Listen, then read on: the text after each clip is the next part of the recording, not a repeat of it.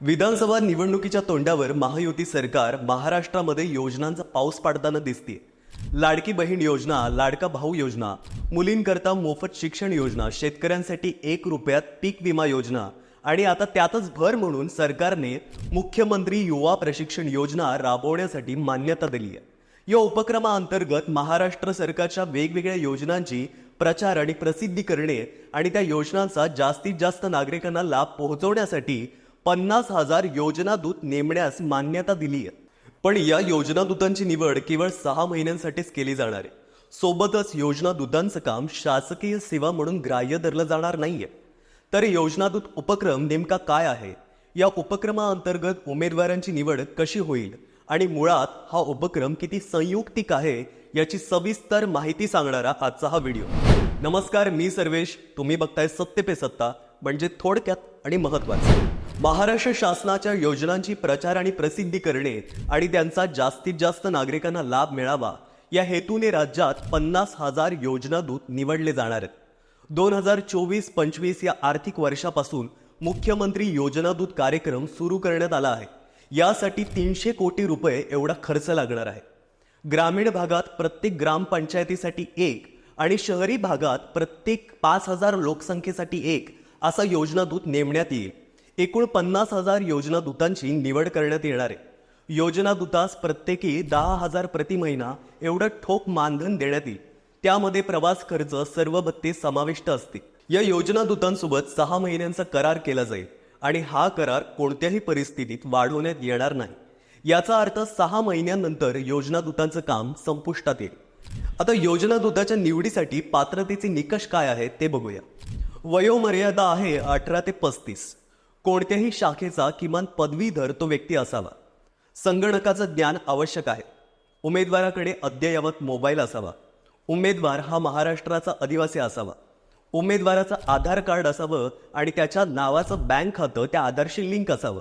आता योजनादूतासाठी अर्ज करताना कुठकुठली कागदपत्रे लागतात ते बघूया। मुख्यमंत्री योजनादूत कार्यक्रमासाठी केलेला ऑनलाईन अर्ज, आधार कार्ड, पदवी उत्तीर्ण असल्याबाबतची पुराव्यादाखल प्रमाणपत्र, अधिवासाचा दाखला म्हणजे रहिवासी प्रमाणपत्र, वैयक्तिक बँक खात्याचा तपशील, पासपोर्ट साईज फोटो आणि हमीपत्र। आता अर्ज आणि निवड प्रक्रिया कशी असेल ते बघूया। इच्छुक उमेदवाराला खाली दिलेल्या वेबसाईटवरती ऑनलाईन अर्ज भरावा लागेल। आता ही वेबसाईट तुम्हाला आमच्या डिस्क्रिप्शनमध्ये सुद्धा बघायला मिळेल। या वेबसाईटवर गेल्यानंतर स्थान या ऑप्शनवर क्लिक करून जिल्हा निवडायचा आहे आणि त्यानंतर मग योजनादूत जागेसाठी अर्ज करायचा आहे। तसं तुम्ही ग्रामपंचायत कार्यालयात जाऊनही अर्ज आणि भरती प्रक्रियेविषयी माहिती विचारू शकता। ऑनलाईन अर्जाची छाननी केल्यानंतर पात्र उमेदवाराची यादी राज्यातील प्रत्येक जिल्हा माहिती अधिकारी यांच्याकडे पाठवण्यात येईल। त्यानंतर प्रत्येक उमेदवाराबरोबर 6 महिन्याचा करार केला जाईल। आणि सगळ्यात महत्त्वाचं म्हणजे या योजनादूतांवर सोपवण्यात येणारं काम हे शासकीय सेवा म्हणून ग्राह्य धरलं जाणार नाहीये। त्यामुळे या नेमणुकीच्या आधारे भविष्यात शासकीय सेवेत नियुक्तीची मागणी अथवा हक्क उमेदवाराकडून सांगितला जाणार नाही। याबाबतचं हमीपत्र निवड झालेल्या उमेदवारांकडून घेण्यात येणार आहे। आता हा योजनादूत उपक्रम किती संयुक्तिक आहे, म्हणजे किती वर्थ इट आहे ते बघूया। येत्या काळात महाराष्ट्रात विधानसभा निवडणूक आहे।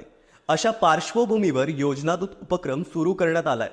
याशिवाय सरकारी योजनांच्या प्रचार प्रसिद्धीसाठी सरकारची स्वतंत्र यंत्रणा अस्तित्वात असते आणि असं असतानाही योजनादूत उपक्रमावर 300 कोटी रुपये खर्च केले जाणार आहेत। त्यामुळे या योजनेवर टीका सुद्धा होतीये। दत्ता गुरव हे ग्रामीण अर्थकारणाचे अभ्यासक आहेत।